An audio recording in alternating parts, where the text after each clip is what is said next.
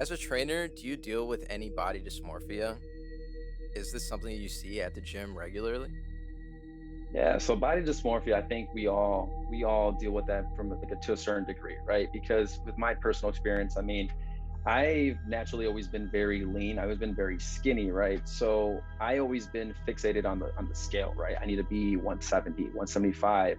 And when I'm not around those numbers and I just start really focusing on the scale, I start really contemplating with the way I look, right? Even though I probably have built some muscle, right? And that's why it's very important to keep track of progress pictures and stuff like that and other biofeedback, because if you're solely focused on the scale or even all that, it can really take a toll, which like it did with me. A lot of people, when they look themselves in the mirror, they probably think they're skinny even though they're probably not, right? And it's obviously not normal for us to be that way. But I think that everyone, like I said, goes through that to a certain degree. And like I said, with my personal experience, it has been with the weight scale.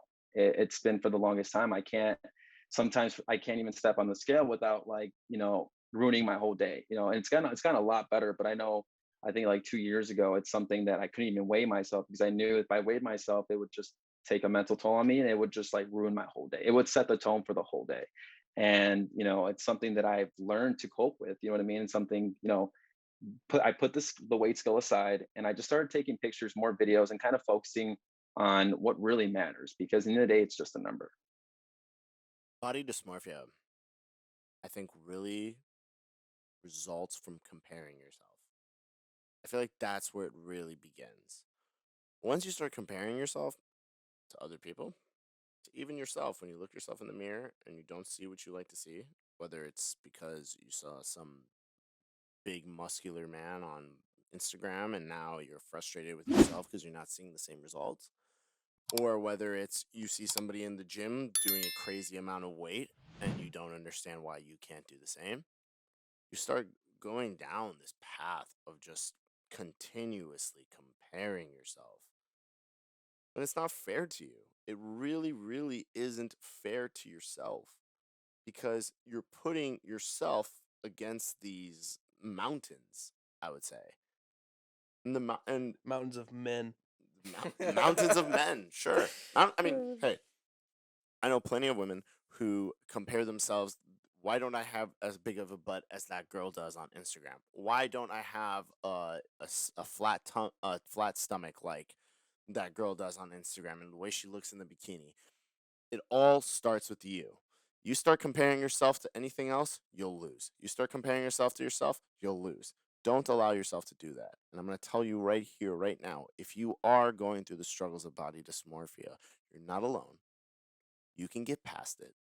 First, first, stop comparing yourself.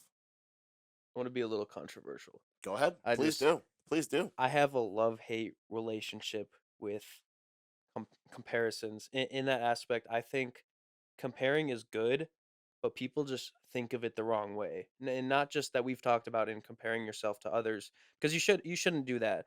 And if you do, I still think it is okay in some aspects to compare yourself to others, but don't let it get to your head. What I more think in when I think of comparing is good is you shouldn't be comparing your today to somebody else's today. When comparing, the the most beneficial thing to me has been comparing my today to comparing my yesterday or my last week. How have I improved? How have I gotten slightly better than the day before, the week before? How have I progressed towards my goals? In that aspect with body dysmorphia, comparing myself in the gym to myself the day before. Hey, I'm not lifting, 400 pounds on the bench press, but I'm lifting 5 more pounds than I was last week or last month. That is and has been very beneficial to me, and I think in that aspect, people don't normally think that way. They think when you say stop comparing, it's comparing yourself to others, but I think people forget that comparing yourself to yourself, to your past self is good, when when you're making progressions towards your goals.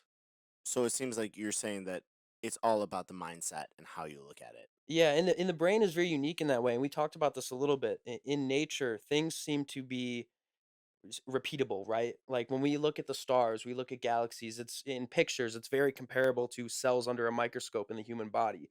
Things repeat in nature.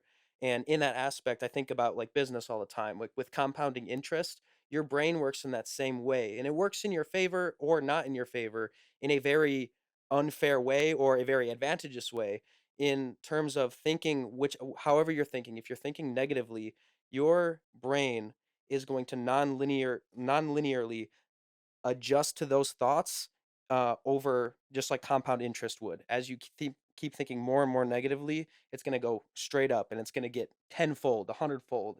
Those thoughts are going to be hurting you so bad more and more and more over time. But on the other side, it's very advantageous to when you're thinking of yourself and comparing yourself to how you were getting closer to your goal. In comparison of getting to your goal or getting to that next step that is going to help you get to that goal in the future, it's going to work in your favor in that same linear fashion. The more work you do towards your goal, the more you see yourself improving, the more you think you're improving, the more you are going to be improving. And then the sooner you get to that goal and then make a new one even higher. Yeah. Yeah. I mean, I agree with you.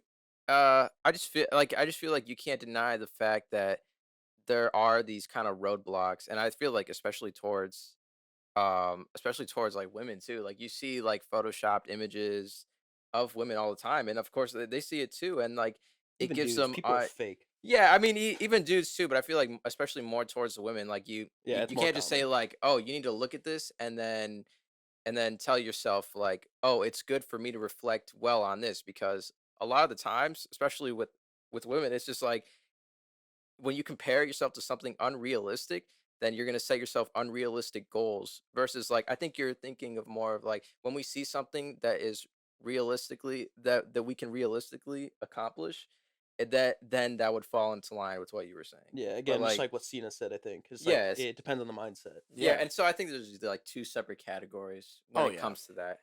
I think also another hard part is you never really know what photos are photoshopped and what are not until you see it like badly photoshopped. You see a detail, but like Yeah. some photos, I'm gonna be honest with you, you truly can't tell if it's Oh yeah. photoshopped or not. Dude, there's a huge movement right now. I don't know if you guys see it on social media. I see it all the time now, but it's more so with women. They'll do like the classic like Instagram pose for like whatever to look really really good in however way, and then the second photo they post is like them sitting naturally, like Yes. like Yes, I have you seen can Yeah. those. see the wrinkles or the curls or whatever, and not nothing bad about that, but it's good to show people like, hey, like this person. These are the two same people. This person you might say is like 10 out of 10, and now because she's sitting normally, she's 6 out of 10. These are the same people, and Right. that really shows people like, hey, people they don't even need Photoshop. Just the way they pose, the way the lighting is, the Yeah. way when they take the picture after the Mm. gym, when you have a full pump, like everything looks normal, and that's realistic. But it's also at the same time very, very, very specific circumstances. Yeah. And we just want to tell all the women out there, you're beautiful, you're loved, I love you. and